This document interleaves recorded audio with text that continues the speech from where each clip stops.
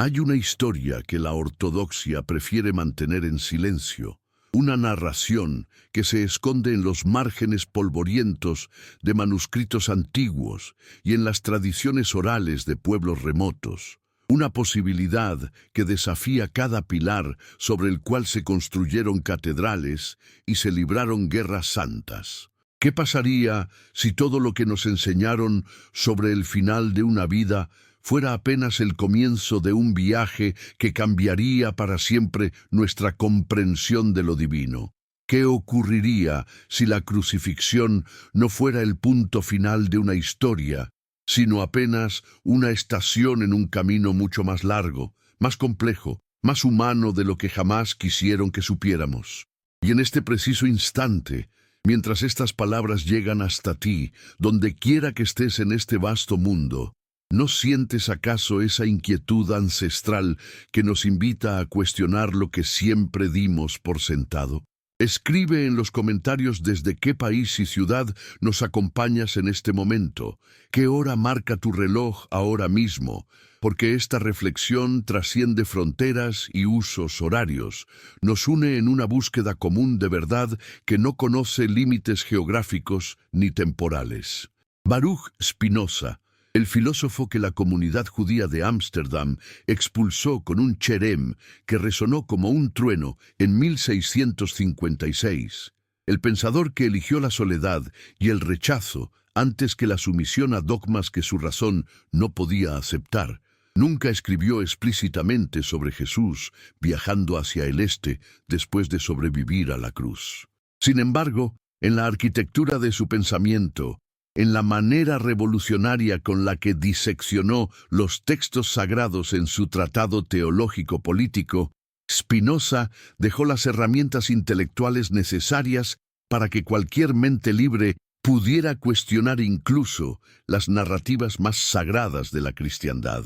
No es precisamente eso lo que hace peligroso a un verdadero filósofo, no las respuestas que da, sino las preguntas que hace posibles. No es la duda metódica, el escepticismo aplicado incluso a lo más santo, el verdadero comienzo de cualquier búsqueda genuina de verdad. Spinoza comprendió algo que las instituciones religiosas han intentado ocultar durante siglos. Los textos sagrados no son documentos históricos inmaculados, dictados directamente por una deidad, sino construcciones humanas, elaboradas a lo largo de generaciones, editadas y reinterpretadas según las necesidades políticas y teológicas de cada época. Si aplicamos este método spinocista de análisis crítico a los evangelios, ¿qué encontramos? Contradicciones, silencios ensordecedores, períodos enteros de una vida que desaparecen sin explicación. ¿Dónde estuvo Jesús entre los 12 y los 30 años? Los textos canónicos guardan un silencio absoluto sobre estas casi 2 décadas. ¿Por qué ese vacío? ¿Qué conocimientos adquirió durante esos años perdidos que el canon prefirió no registrar?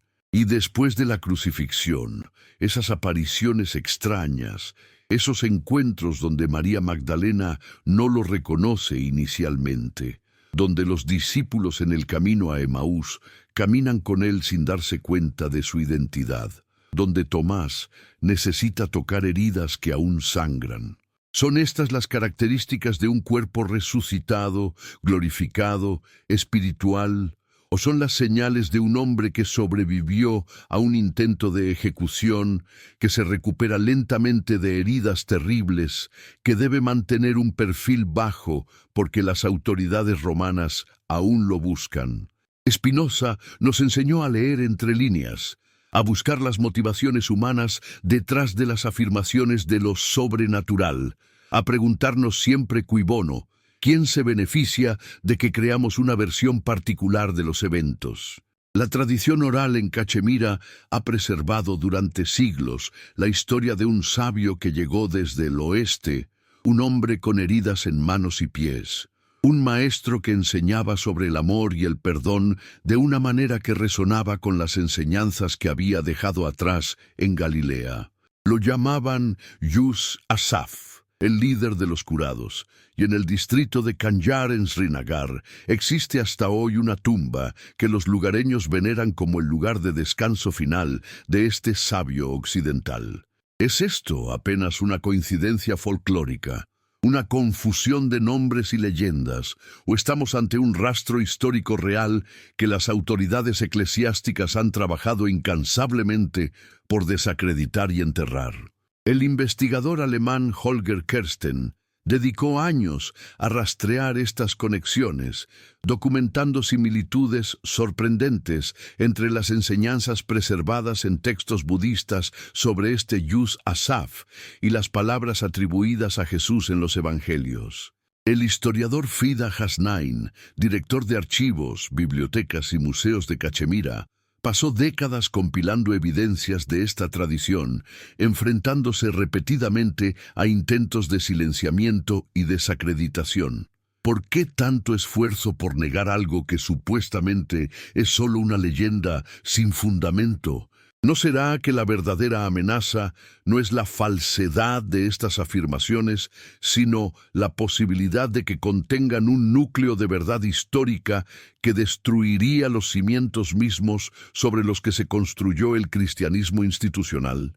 Porque si Jesús no murió en la cruz, si sobrevivió y continuó su vida y sus enseñanzas en otras tierras, ¿qué queda de la doctrina de la expiación? ¿Qué sentido tiene la idea del sacrificio redentor si no hubo tal sacrificio? ¿Cómo se sostiene la teología paulina de la muerte y resurrección como eventos cósmicos necesarios para la salvación humana si resulta que fueron eventos humanos interpretados posteriormente con significado divino? El cristianismo, tal como lo conocemos, se construyó sobre la certeza de una muerte seguida por una resurrección sobrenatural. Sin esa certeza, todo el edificio teológico que San Pablo y los padres de la Iglesia construyeron durante siglos comienza a tambalearse. Spinoza comprendió profundamente cómo las instituciones religiosas utilizan el miedo y la autoridad para mantener el control sobre las narrativas que definen la identidad y la creencia de millones. En su época, cuestionar la autoría mosaica del Pentateuco era suficiente para ser excomulgado, perseguido, incluso ejecutado. Hoy, sugerir que Jesús pudo haber sobrevivido a la crucifixión y vivido sus últimos años en la India es suficiente para ser etiquetado como hereje, charlatán o teórico de la conspiración. ¿No es notable cómo los mecanismos de control intelectual permanecen constantes a través de los siglos?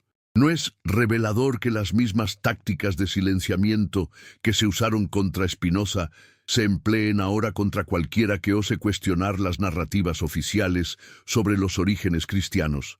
La ruta de la seda conectaba el Mediterráneo con Asia Central y el subcontinente indio desde siglos antes de la Era Común. Caravanas comerciales transitaban regularmente estos caminos, llevando no solo mercancías, sino ideas, filosofías, prácticas espirituales.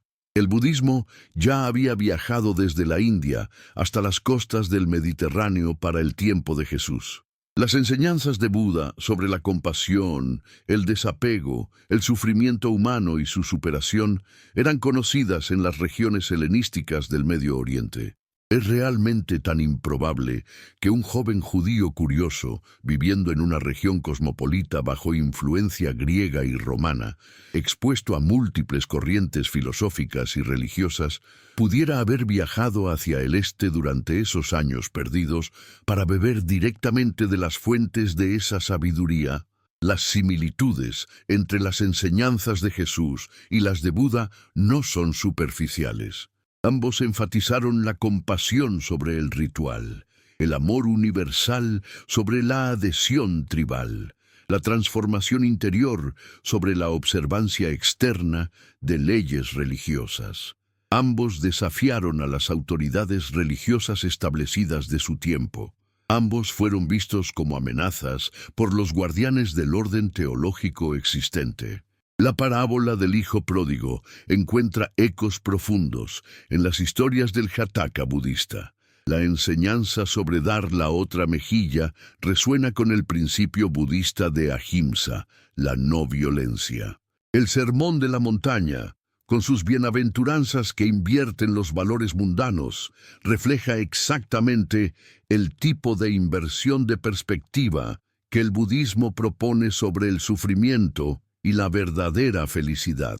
Los manuscritos de Gemis, supuestamente descubiertos por el viajero ruso Nicolás Notovich en un monasterio tibetano a finales del siglo XIX, cuentan la historia de Sanisa, un joven israelí que viajó a la India para estudiar las escrituras sagradas y que regresó a su tierra natal para enseñar lo que había aprendido.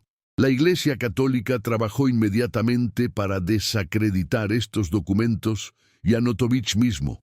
¿Por qué tal urgencia por negar la autenticidad de estos textos si no representan ninguna amenaza real? ¿Por qué movilizar recursos significativos para refutar algo que supuestamente no es más que una fantasía sin fundamento? Pensemos en la lógica de la situación histórica. Las crucifixiones romanas eran diseñadas para ser muertes lentas, que podían tomar días. Pilatos se sorprende cuando le informan que Jesús ya ha muerto después de apenas unas horas en la cruz. José de Arimatea, un hombre rico e influyente, interviene para reclamar el cuerpo antes del Sabbat, antes de que la muerte pueda ser verificada completamente. El cuerpo es llevado a una tumba privada, no a una fosa común, como era costumbre con los criminales ejecutados. Especias y ungüentos son aplicados, sustancias que tienen propiedades medicinales, además de su uso funerario. ¿Estamos ante un entierro o ante un intento de rescate médico? María Magdalena encuentra la tumba vacía al amanecer del tercer día. Los evangelios registran su confusión, su desesperación inicial, su encuentro con alguien a quien inicialmente toma por el jardinero. Solo cuando él habla su nombre, ella lo reconoce. Más tarde, los discípulos lo ven, pero dudan. No están seguros de que sea realmente él. Tomás insiste en tocar las heridas, necesita verificación física. Jesús come con ellos, demuestra que no es un espíritu. Todas estas son características de un cuerpo físico recuperándose, no de una aparición espiritual o un cuerpo resucitado glorificado. ¿Por qué los textos preservan estos detalles tan concretos, tan materiales, si la intención era establecer una resurrección espiritual? Y luego viene la ascensión, ese momento final donde Jesús desaparece entre las nubes. Los Hechos de los Apóstoles lo describen con notable brevedad.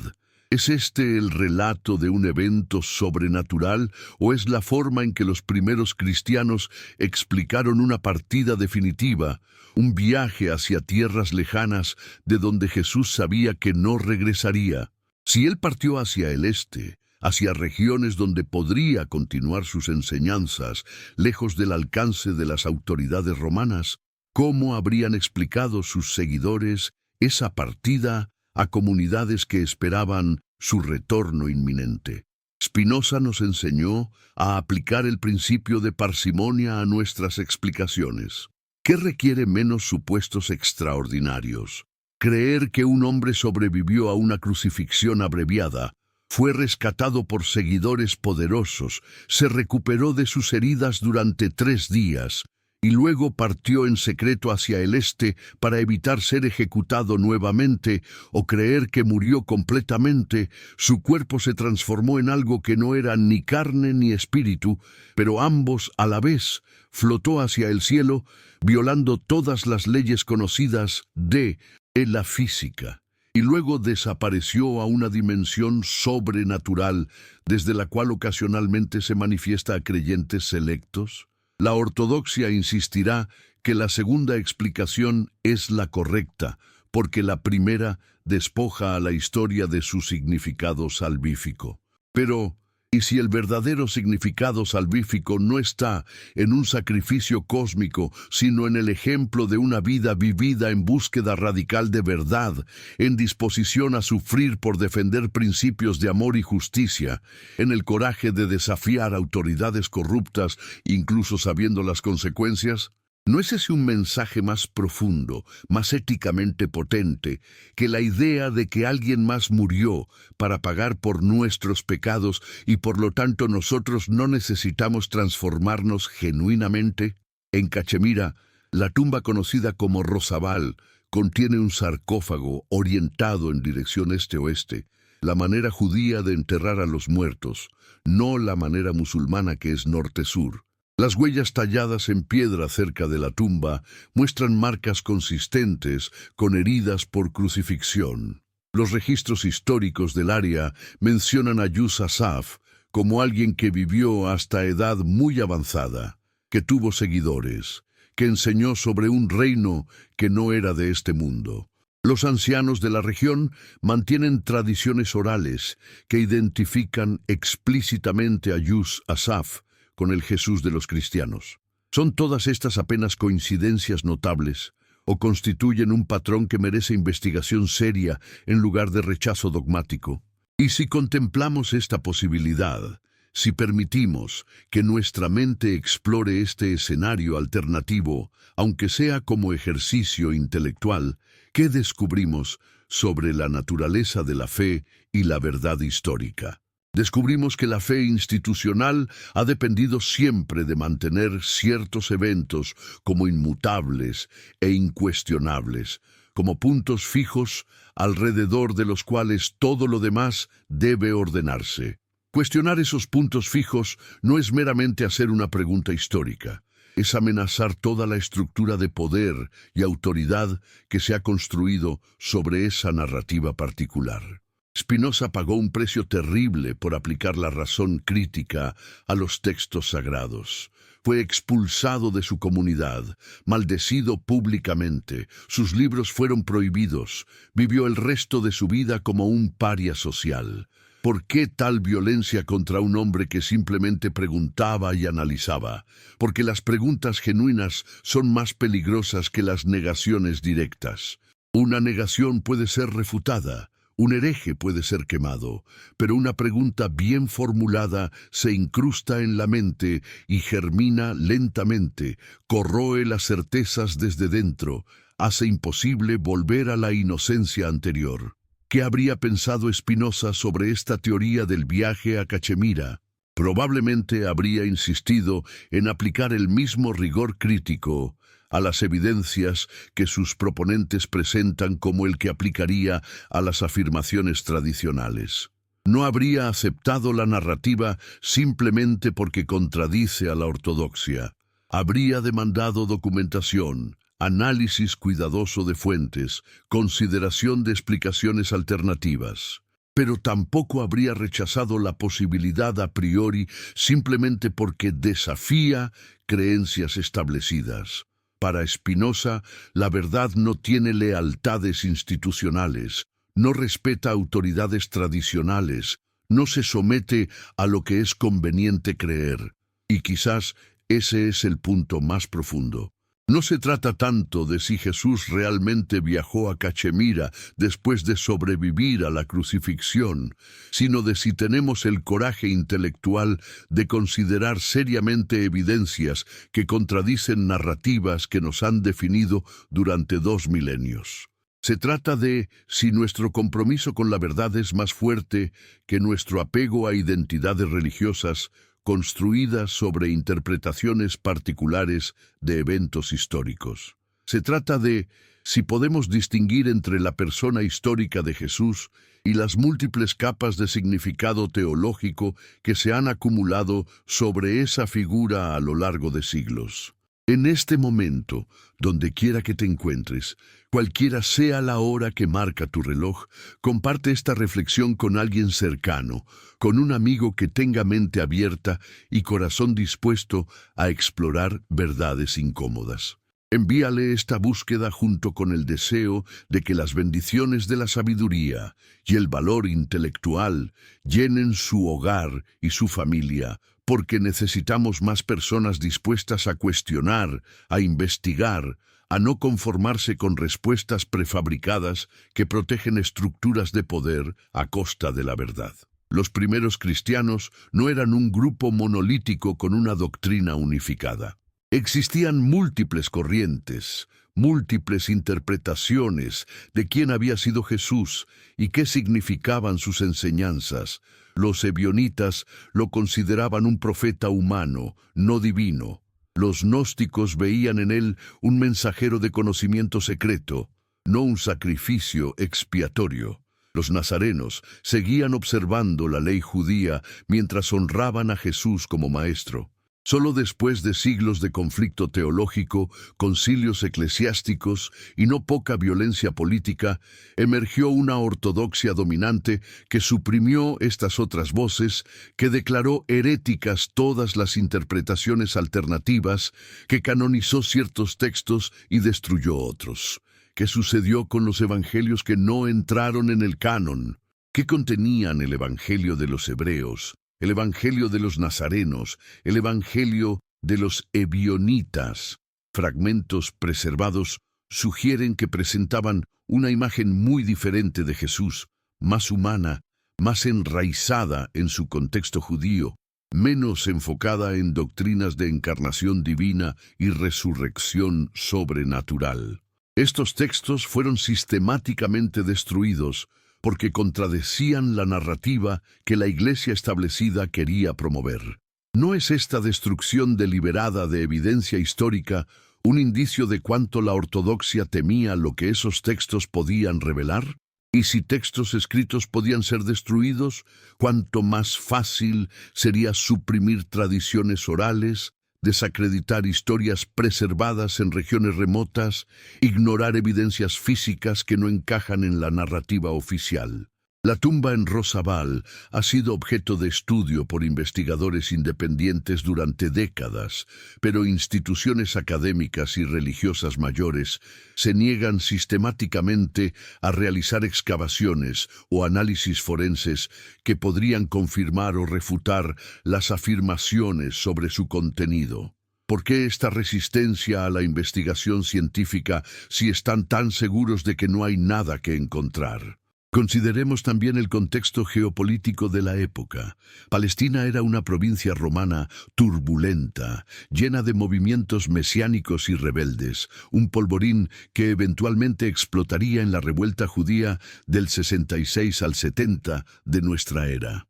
Los romanos crucificaban a líderes rebeldes regularmente, a veces por docenas.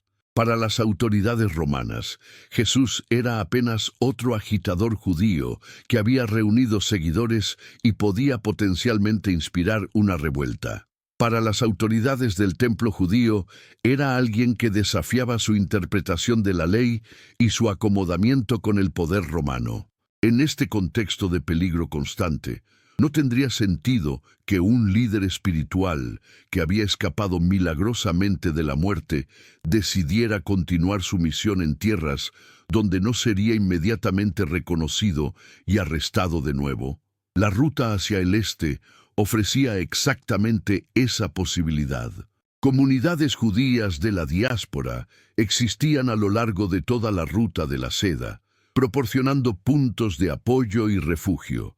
El budismo ofrecía un marco filosófico compatible con muchas de las enseñanzas que Jesús había estado compartiendo. Y más allá del alcance del Imperio Romano, en los reinos de la India y Asia Central, podría vivir y enseñar sin miedo constante de ejecución. Spinoza entendía que las instituciones religiosas funcionan según lógicas de poder, tanto o más que según lógicas de verdad espiritual.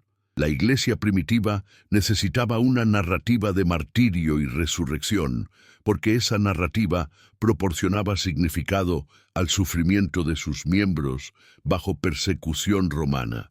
Necesitaba presentar a Jesús como un ser divino único, porque eso justificaba su autoridad para hablar en su nombre y exigir obediencia. Necesitaba la doctrina de la expiación porque esa doctrina creaba una deuda impagable que sólo la Iglesia podía administrar mediante sacramentos y perdón oficial. Si Jesús hubiera simplemente sobrevivido y partido, si hubiera vivido hasta edad avanzada en Cachemira, enseñando a aquellos que vinieron a él buscando sabiduría, ¿qué habría pasado con esas necesidades institucionales? No habría sacrificio cósmico que administrar. No habría resurrección sobrenatural que valide la autoridad eclesiástica. No habría segunda venida inminente que mantener a los creyentes en estado de expectación obediente. Habría solo el ejemplo de una vida dedicada a la verdad y la compasión, un ejemplo que cualquiera podría seguir sin necesidad de intermediarios institucionales. ¿No es notable que las enseñanzas éticas de Jesús, su énfasis en el amor y el perdón, su llamado a cuidar de los pobres y marginados, permanecen poderosas y transformadoras independientemente de si creemos que era divino o simplemente humano, que murió y resucitó o que sobrevivió y emigró? ¿No sugiere esto que el verdadero poder de su mensaje nunca dependió de afirmaciones sobrenaturales, sino de la profundidad moral y espiritual de sus enseñanzas mismas? La filosofía de Spinoza nos libera para hacer exactamente este tipo de distinción. Podemos honrar la sabiduría de un maestro sin necesidad de convertirlo en un dios. Podemos seguir enseñanzas éticas transformadoras sin necesidad de aceptar cosmologías sobrenaturales. Podemos buscar lo divino, lo que Spinoza llamaba Deus sive natura, Dios o la naturaleza, en la maravilla y el misterio del universo mismo, sin necesidad de milagros que violen las leyes naturales. Parte 2. Y así llegamos al corazón del conflicto entre fe y razón, entre la necesidad humana de certeza y la exigencia intelectual de evidencia. ¿Por qué la humanidad ha construido castillos de dogma sobre fundamentos históricos tan inestables? ¿Por qué preferimos certezas falsas a incertidumbres honestas? ¿No será que el miedo a la ambigüedad, al no saber, es más insoportable para la mayoría que vivir bajo ilusiones cuidadosamente mantenidas? Spinoza enfrentó este miedo directamente y pagó el precio por su honestidad. Su excomunión no fue simplemente un castigo por ideas heréticas, fue un ejemplo público de lo que les sucede a aquellos que se atreven a cuestionar demasiado profundamente, que se niegan a aceptar respuestas convenientes en lugar de verdades incómodas. El genio de Spinoza no residía solamente en su capacidad para analizar textos sagrados con las herramientas de la crítica histórica y filológica, sino en su comprensión de por qué tales análisis eran tan amenazadores para las instituciones religiosas. Él vio que la religión organizada depende de mantener ciertas narrativas, como si fueran hechos históricos indiscutibles, cuando en realidad son interpretaciones teológicas construidas a lo largo de siglos. Cuestionar esas narrativas no es meramente un ejercicio académico, es desafiar los cimientos mismos sobre los cuales se asienta la autoridad institucional para definir verdad, moralidad y significado. Cuando aplicamos el método spinocista de análisis a la historia del cristianismo primitivo, descubrimos algo fascinante y perturbador. La religión que eventualmente se convirtió en cristianismo ortodoxo no fue la única versión del movimiento que Jesús inspiró, ni siquiera necesariamente la más fiel a sus enseñanzas originales. Fue la versión que tuvo mayor éxito político, que se alió con el poder imperial romano bajo Constantino, que utilizó esa alianza para suprimir violentamente todas las interpretaciones alternativas. El cristianismo que conocemos hoy es el producto de una selección política tanto como de una evolución teológica. ¿Qué significaba para aquellos primeros seguidores la afirmación de que Jesús había resucitado? Los estudiosos del Nuevo Testamento han señalado que el término griego anastasis, traducido como resurrección, tenía múltiples significados en el contexto judío del primer siglo. Podía referirse a una resurrección literal del cuerpo físico, pero también podía referirse a una vindicación espiritual, a una exaltación a un estado divino, o incluso a la continuación del espíritu y las enseñanzas de alguien a través de sus seguidores. Solo gradualmente, a medida que la narrativa se desarrollaba y se teologizaba, la interpretación de una resurrección física literal se volvió dominante y eventualmente obligatoria. Pablo de Tarso, quien nunca conoció al Jesús histórico, jugó un papel crucial en esta transformación teológica. Para Pablo, la resurrección era un evento cósmico que inauguraba una nueva era, que transformaba la relación entre la humanidad y lo divino. Pero Pablo describe su propio encuentro con el Cristo resucitado como una visión, una revelación, no como un encuentro físico con un cuerpo resucitado. ¿No es revelador que aquel que más articuló la teología de la resurrección nunca afirmó haber tocado el cuerpo resucitado, nunca comió con él como los discípulos en los evangelios supuestamente hicieron? Y los evangelios mismos, escritos décadas después de los eventos que describen, reflejan esta evolución teológica. Marcos, el más temprano, termina originalmente con la tumba vacía y mujeres aterradas que huyen sin decir nada a nadie, un final tan abrupto e insatisfactorio que escribas posteriores añadieron finales alternativos describiendo apariciones. Mateo añade guardias en la tumba y una aparición en Galilea. Lucas incluye la historia del camino a Emaús y la ascensión. Juan, el más tardío, tiene el incidente con Tomás y apariciones junto al mar de Galilea. Cada evangelio añade detalles, amplifica el evento, lo hace más explícito y físicamente concreto. ¿No es esto exactamente el patrón que esperaríamos ver si las historias estuvieran evolucionando y elaborándose con el tiempo, en lugar de reportar hechos históricos consistentes? Pero volvamos a Cachemira, a esa tumba en Srinagar, a las tradiciones que han persistido allí durante 2 milenios. El historiador Holger Kersten no fue el primero en reportar estas tradiciones.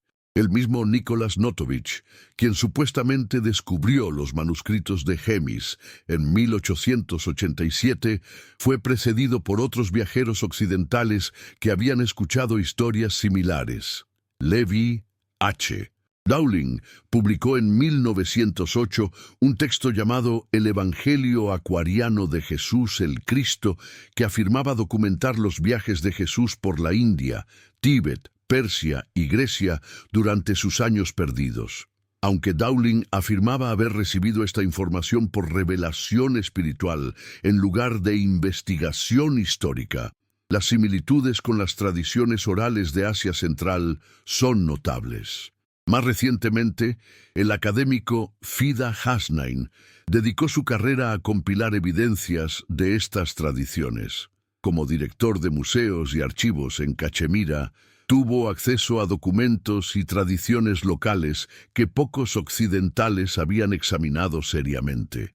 Hasnain documentó no solo la tumba de Rosabal, sino referencias en textos históricos persas y cashmires que mencionan a Yusasaf como un santo profeta que había venido desde el oeste, que había predicado sobre un reino espiritual, que había vivido hasta los 120 años. Los ancianos locales, muchos de ellos musulmanes, mantienen que esta tumba contiene los restos de Isa, la forma islámica del nombre Jesús. ¿Por qué tradiciones musulmanas preservarían esta historia? El Islam venera a Jesús como un profeta importante, pero niega su crucifixión. El Corán afirma explícitamente que Jesús no fue crucificado, sino que Dios lo elevó hacia sí.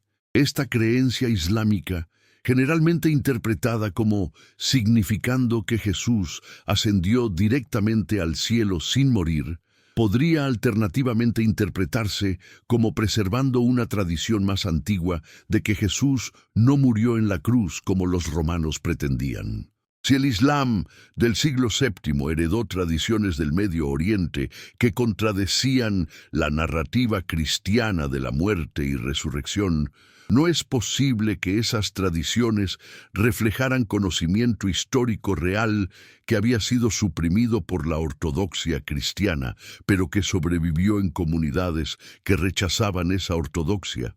Spinoza habría encontrado esta cuestión intelectualmente fascinante.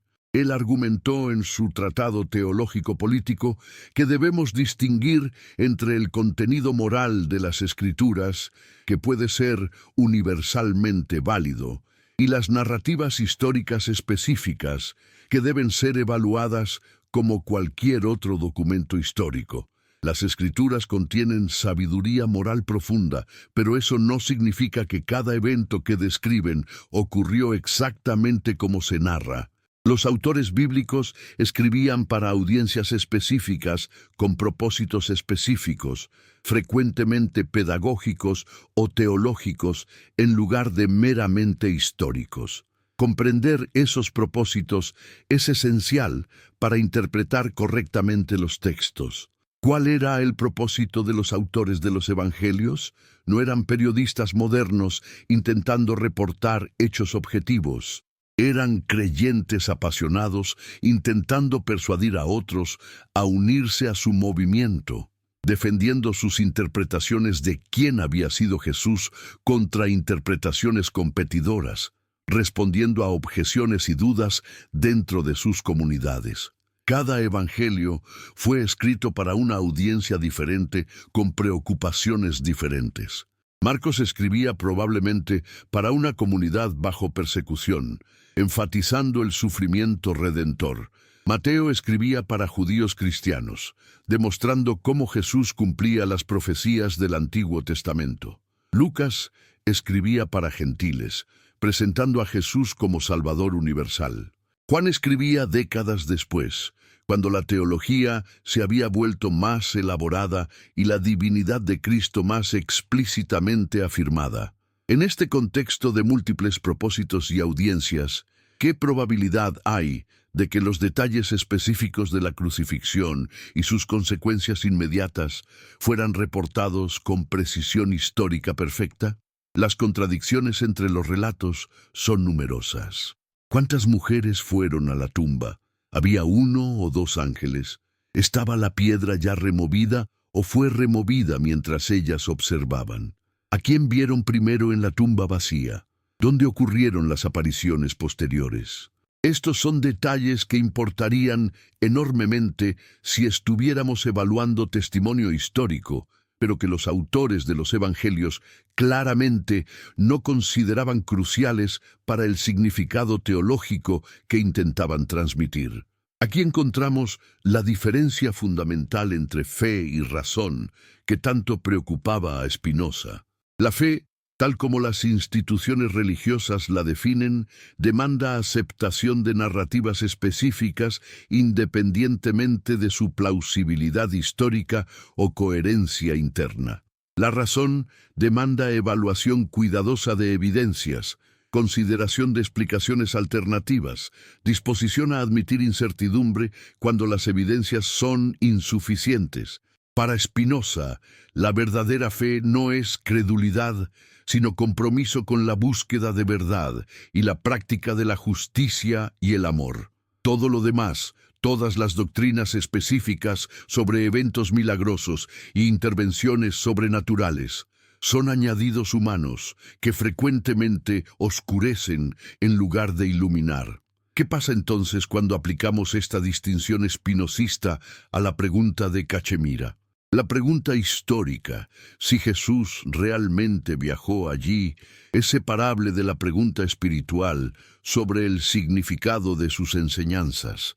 Incluso si las evidencias históricas fueran insuficientes para confirmar el viaje a Cachemira, la mera posibilidad de que ocurriera nos fuerza a reconsiderar lo que realmente importa sobre el mensaje de Jesús.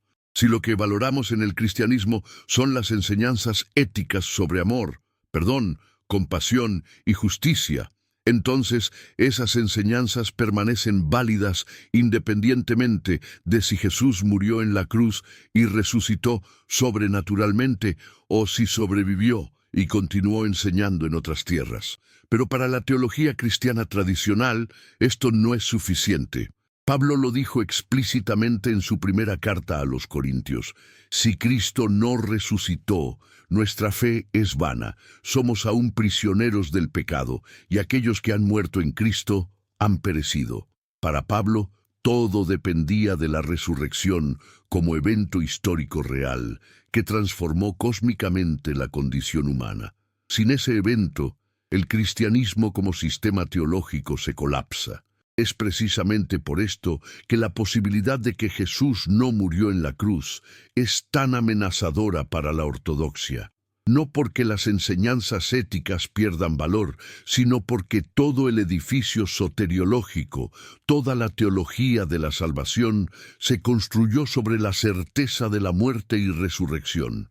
Spinoza habría preguntado por qué necesitamos ese edificio soteriológico en primer lugar. ¿Por qué no podemos simplemente seguir las enseñanzas éticas sin necesidad de una cosmología sobrenatural que las respalde? ¿Por qué la humanidad insiste en convertir a maestros sabios en dioses, en transformar ejemplos morales en sacrificios expiatorios, en complicar mensajes simples de amor y justicia con doctrinas elaboradas sobre naturalezas divinas y humanas coexistiendo en una persona? Sobre satisfacción de la justicia divina mediante derramamiento de sangre inocente, sobre resurrección de cuerpos físicos, pero transformados de maneras que desafían toda comprensión. Quizás la respuesta está en el miedo. Miedo a la muerte, miedo a la insignificancia, miedo a la responsabilidad moral completa. Si Jesús es simplemente un maestro humano sabio, entonces su ejemplo es inspirador, pero también aterradoramente demandante. Si Él pudo vivir con tal integridad, tal compasión, tal coraje, entonces también nosotros podríamos hacerlo. Pero eso requeriría transformación radical de nuestras vidas. Si en cambio Él es Dios encarnado, entonces su ejemplo es admirable, pero no realmente imitable porque nosotros somos meramente humanos. Y si su muerte fue un sacrificio cósmico que nos salva, entonces podemos ser salvados sin tener que transformarnos realmente, simplemente creyendo la doctrina correcta y participando en los rituales apropiados. Spinoza vio a través de este mecanismo psicológico.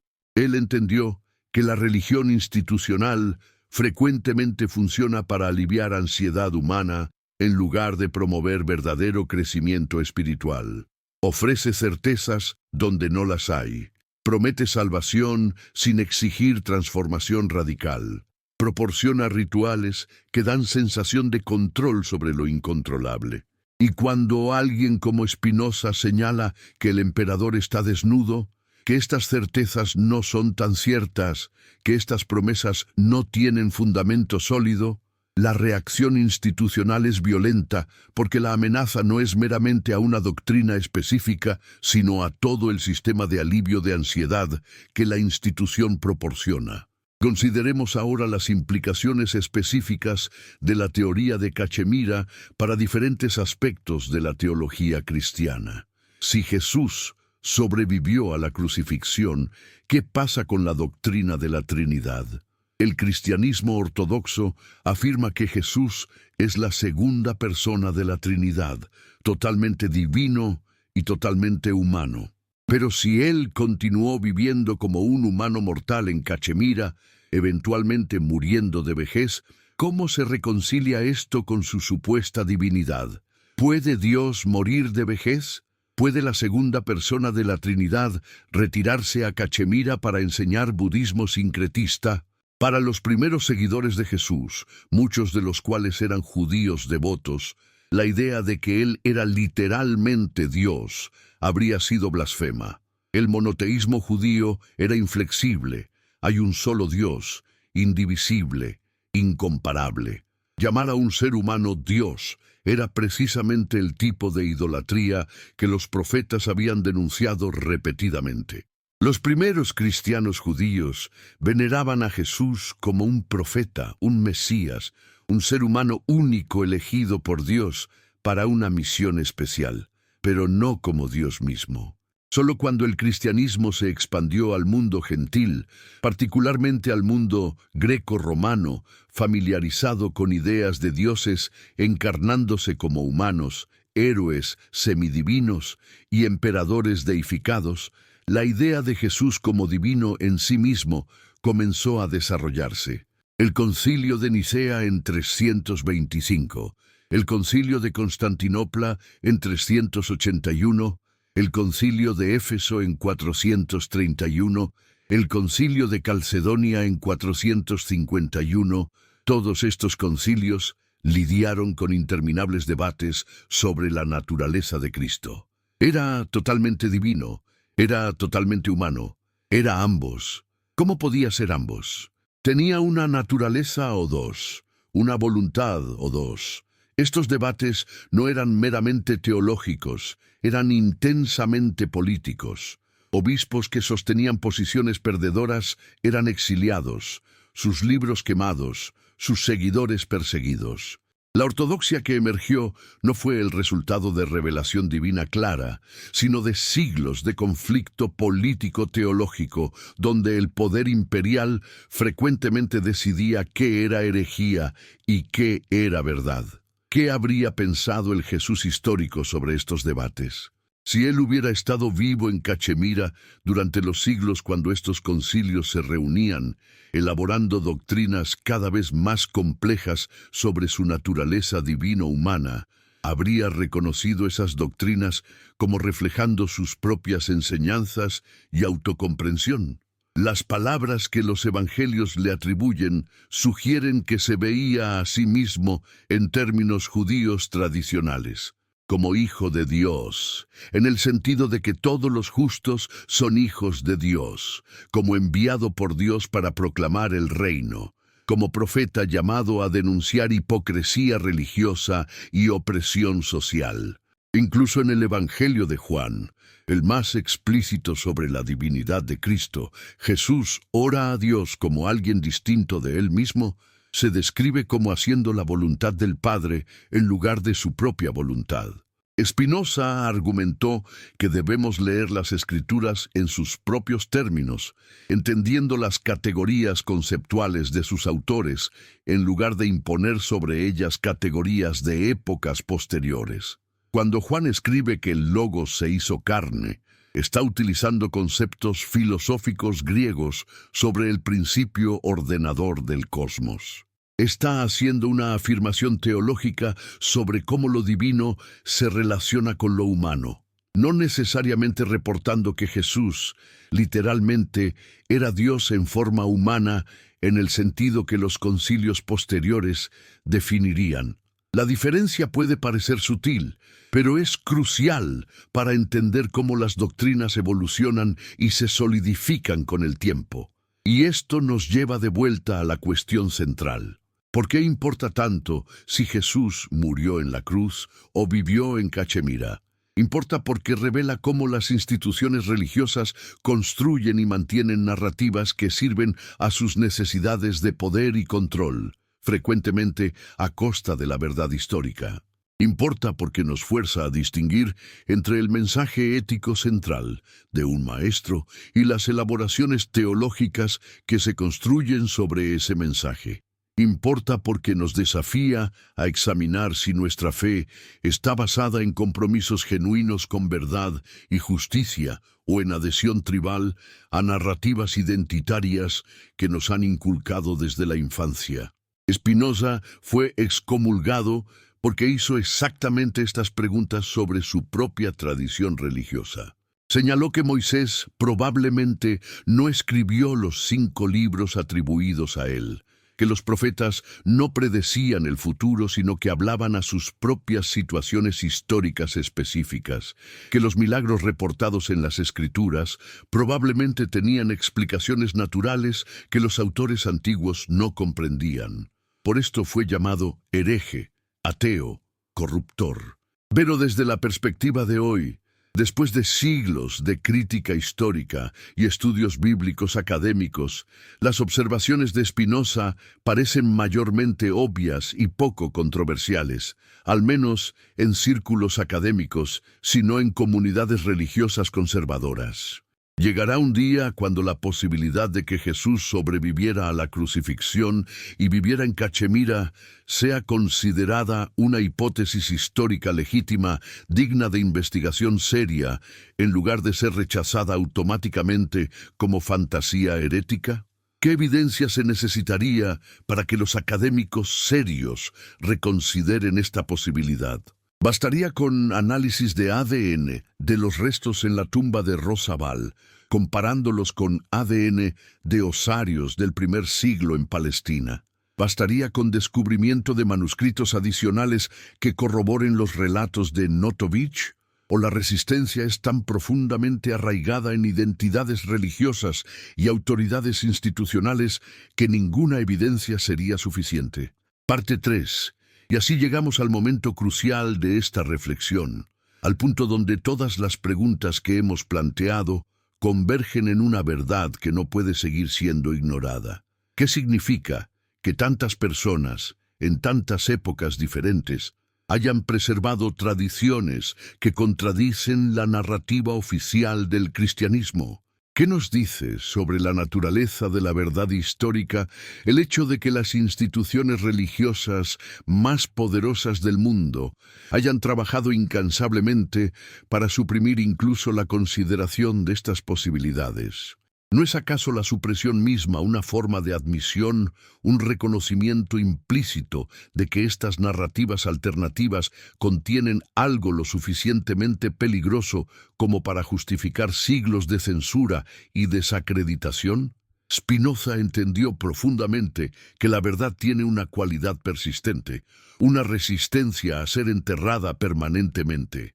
Podemos destruir libros, podemos silenciar a los que preguntan, podemos construir muros de dogma alrededor de narrativas oficiales, pero las preguntas genuinas no mueren, germinan en las grietas del edificio ortodoxo, emergen en cada generación con nueva urgencia. ¿Por qué la Iglesia teme más a las dudas que a las herejías? Porque las herejías pueden ser combatidas con contraargumentos y excomuniones, pero las dudas erosionan desde dentro, corroen la certeza que es el fundamento de toda autoridad institucional. La historia de Jesús en Cachemira, sea históricamente precisa o no, cumple una función filosófica profunda. Nos obliga a confrontar la diferencia entre fe auténtica y adhesión dogmática.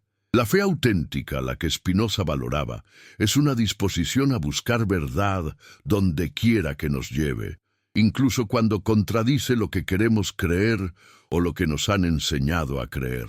La adhesión dogmática, en contraste, es el rechazo de evidencias y razonamientos que amenazan creencias establecidas. Es la protección de identidades construidas sobre narrativas particulares, sin importar si esas narrativas son verdaderas o falsas. Consideremos por un momento qué pasaría si evidencia definitiva emergiera mañana, probando que Jesús efectivamente sobrevivió a la crucifixión y vivió sus últimos años en Cachemira. Imagine que arqueólogos excavaran la tumba de Rosabal y encontraran restos humanos que el análisis de carbono 14 situara en el primer siglo, que el ADN mostrara ancestría consistente con poblaciones del Medio Oriente de esa época, que marcas en los huesos fueran consistentes con heridas por crucifixión. ¿Qué sucedería con el cristianismo como lo conocemos? Para algunos creyentes, esto sería devastador, un colapso completo de todo en lo que han basado sus vidas y sus identidades. El cristianismo institucional enfrentaría una crisis existencial sin precedentes. Pero para otros, para aquellos que han distinguido entre el mensaje ético central de Jesús y las elaboraciones teológicas construidas sobre su muerte y resurrección, tal descubrimiento sería liberador. Confirmaría que el poder de las enseñanzas de Jesús nunca dependió de eventos sobrenaturales, que el llamado radical al amor, la justicia y la compasión permanece válido independientemente de los detalles históricos de cómo terminó su vida. Y aquí encontramos la paradoja profunda en el corazón de esta discusión.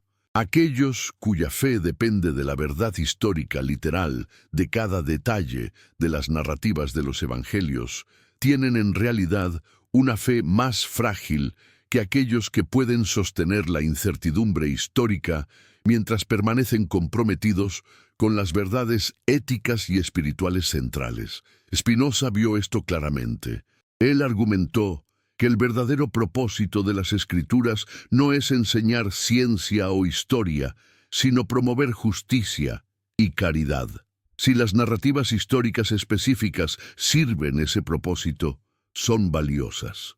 Si se vuelven obstáculos para ese propósito porque exigen que rechacemos la razón y las evidencias, entonces se han convertido en ídolos que deben ser cuestionados. Pero ¿cómo llegamos a un punto donde narrativas históricas específicas se volvieron artículos de fe obligatorios? La respuesta está en la historia del cristianismo primitivo, en las luchas por definir ortodoxia en medio de diversidad explosiva de interpretaciones. Durante los primeros siglos después de Jesús, docenas de comunidades cristianas diferentes existían con comprensiones muy diferentes de quién había sido Jesús y qué significaban sus enseñanzas. Los gnósticos enfatizaban el conocimiento espiritual secreto. Los ebionitas mantenían la observancia de la ley judía. Los marcionitas rechazaban completamente el Antiguo Testamento. Los montanistas enfatizaban profecía y experiencia espiritual directa sobre autoridad eclesiástica. Gradualmente, una coalición de obispos en los centros urbanos principales, Roma, Alejandría, Antioquía, Constantinopla, estableció lo que llamaban la Gran Iglesia, definiendo ortodoxia en términos de adhesión a credos específicos, participación en sacramentos administrados por clero ordenado y aceptación de la autoridad episcopal. Todos los movimientos cristianos que no se conformaban a este patrón fueron declarados heréticos. Sus libros fueron destruidos, sus líderes exiliados o ejecutados, sus comunidades dispersadas. Lo que emergió como cristianismo ortodoxo no fue la forma más antigua o más pura del movimiento de Jesús, sino la forma que tuvo mayor éxito en aliarse con el poder político y suprimir la competencia. Este proceso alcanzó su culminación cuando el emperador Constantino convirtió el cristianismo en religión favorecida del Imperio Romano en el siglo IV. Repentinamente, la religión de una minoría perseguida se convirtió en el culto del poder imperial. Obispos que antes enfrentaban martirio ahora asesoraban emperadores. Iglesias que antes se reunían en secreto ahora recibían subsidios imperiales y construían basílicas magníficas. Y con este cambio de fortuna vino una urgencia aumentada de definir ortodoxia rígidamente, porque ahora las disputas teológicas no eran meramente argumentos entre creyentes, sino asuntos de política estatal que podían desestabilizar el imperio. Los concilios ecuménicos del siglo IV y V codificaron doctrinas que se volvieron obligatorias para todos los cristianos bajo dominio imperial. Creer en la Trinidad según la formulación de Nicea, aceptar que Cristo tenía dos naturalezas completas según Calcedonia, reconocer la autoridad de ciertos obispos sobre otros, todo esto se volvió no solo ortodoxia religiosa, sino ley imperial. Desviarse de estas doctrinas no era meramente estar equivocado teológicamente, era cometer traición contra el Estado. Y así, la diversidad vibrante del cristianismo primitivo fue aplastada bajo el peso del poder imperial, dejándonos con una versión estandarizada de la fe, presentada como si fuera la única forma auténtica que hubiera existido jamás. Pero las tradiciones suprimidas no murieron completamente.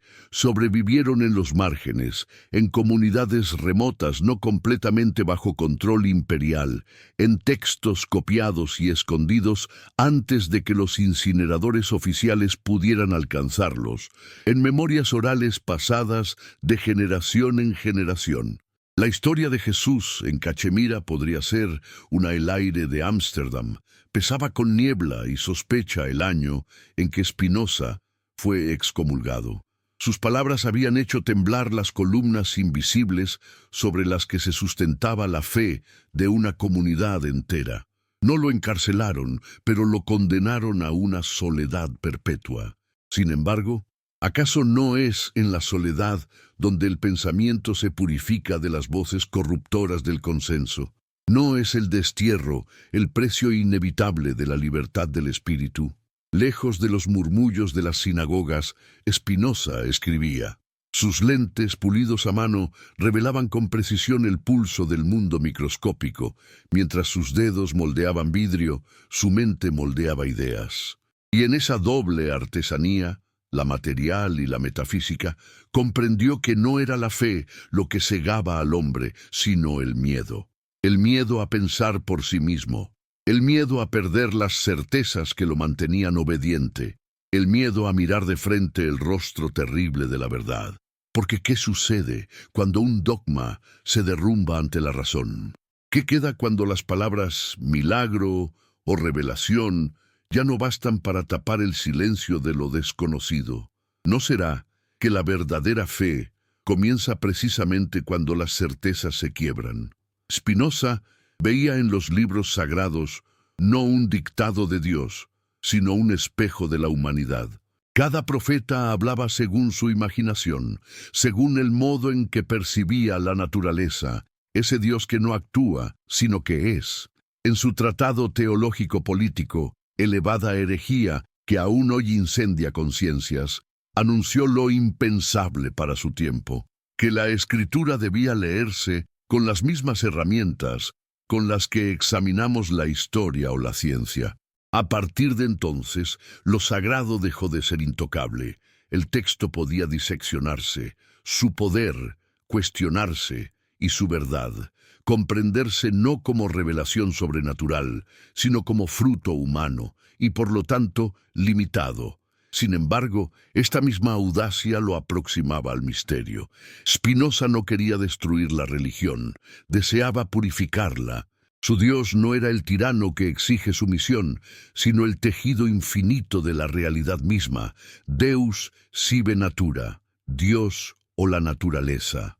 Lo inmutable, lo que no necesita milagros porque es el milagro en sí.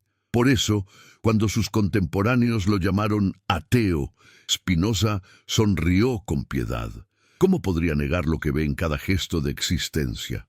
Su filosofía no negaba a Dios, negaba la caricatura de Dios que los hombres habían creado para dominarse mutuamente.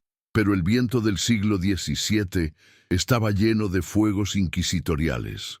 Aquel que pensaba demasiado era sospechoso, y aquel que dudaba, condenado. Miles de kilómetros al oriente, en los monasterios tibetanos y los valles de Cachemira, otros escribas guardaban historias distintas sobre aquel hombre crucificado en Jerusalén, historias de un viajero herido, de un profeta extranjero al que llamaban Yus Asaf, el sanador, historias de alguien que predicaba el amor, la misericordia y la unidad de toda vida, mucho antes de que Occidente se enterara de su resurrección.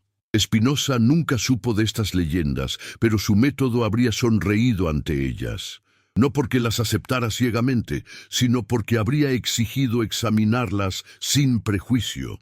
Para él, lo racional no era negar lo imposible, sino distinguir lo improbable de lo necesario. No rechazar los relatos antiguos, sino purificarlos del miedo que los creó.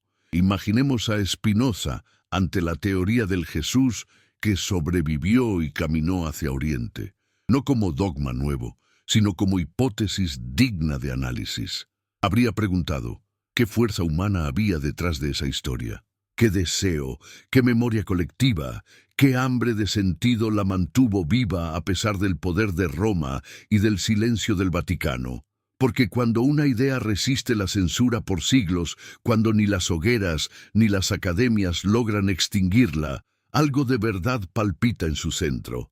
¿Y qué revela esa verdad? Tal vez que el sacrificio no fue la muerte, sino el exilio, que el milagro no fue la resurrección física, sino la supervivencia de una conciencia que no se deja destruir. Si el hombre llamado Jesús realmente escapó al este y vivió sus días enseñando compasión entre los templos del Himalaya, ¿acaso eso le resta valor a su mensaje?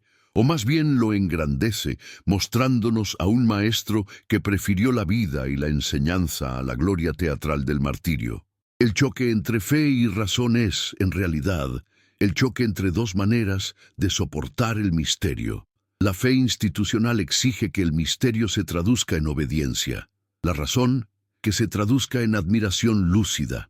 En el fondo, ambas buscan lo mismo, consuelo ante la infinitud. Pero solo la razón, cuando es libre y amorosa, permite que el alma ame a Dios sin miedo. Porque el miedo ha sido el verdadero motor escondido bajo el altar. Miedo al castigo, miedo a la duda, miedo al vacío. La primera iglesia no se construyó con certezas, sino con temor a perderlas. Pablo habló del Cristo resucitado no porque lo hubiera visto, sino porque necesitaba brindar sentido a una comunidad acosada por la muerte. El mito del sacrificio divino dio unidad donde antes había desorden, dio consuelo donde reinaba la espera. Pero ¿acaso la verdad necesita de ese tipo de consuelos? ¿Puede el amor nacer de una mentira útil? Spinoza habría dicho que la verdad no necesita defensores armados ni altares de oro, porque su fuerza consiste en ser inmutable. Es como la luz del sol. Se filtra aún por la rendija más pequeña, y aunque se intente apagar, tarde o temprano, ilumina lo que se quiso mantener en sombra. Los filósofos de todas las edades se han debatido entre dos formas de mirar a Dios, como persona o como principio. Si Dios es persona, entonces tiene voluntad, preferencia, castigo, pero si es principio, no hay súplica que altere su curso. Todo lo que existe es expresión suya, la gota de agua que cae, el crimen y la misericordia, la muerte del justo y la fortuna del malvado. Esta idea escandalizó a sus contemporáneos. ¿Cómo adorar a un Dios que no oye nuestras plegarias? ¿Cómo amar a un Dios que no nos promete justicia parcial, sino una totalidad, sin excepción? Sin embargo, esa fue la intuición más pura de Spinoza, que sólo cuando abandonamos la ilusión del control humano sobre lo divino, comienza la verdadera paz. Y en esa paz, toda religión puede reconciliarse con la ciencia, porque la religión, purificada del miedo, se vuelve ética, y la ciencia, iluminada por la compasión, se vuelve sabiduría. Mientras tanto, en los escritos prohibidos, los místicos ocultos de Asia reconocían la misma intuición bajo otras palabras. El todo no interviene porque nunca estuvo fuera. No hay salvación futura, porque la divinidad nunca estuvo ausente. El Dios de Spinoza y el Tao de Lao Tse, el Brahman de los Vedas y el Uno de Plotino vibran en esa misma frecuencia silenciosa. Y quizá fue esa la verdad que Jesús, o Yus Asaf, enseñó en sus últimos días entre las montañas nevadas, que Dios no reside en el cielo esperando sacrificios, sino en la respiración misma de quien comprende. Pero el Vaticano no podía permitir un Cristo mortal que caminó al este, un Dios que envejece, destruye cualquier trono sostenido sobre su cadáver glorioso. Por eso se cayó la voz de los testigos, se perdieron pergaminos, se derrumbaron templos. Porque si se acepta que Jesús vivió y no resucitó, el miedo deja de funcionar como herramienta, y sin el miedo, el poder se desmorona. Así también fue con Spinoza. Lo excomulgaron no por negar a Dios, sino por negarse a temerlo. ¿Cómo puede gobernarse a quien ya no tiembla ante las amenazas del infierno ni las promesas del paraíso? El verdadero hereje no es quien blasfema, sino quien deja de tener miedo.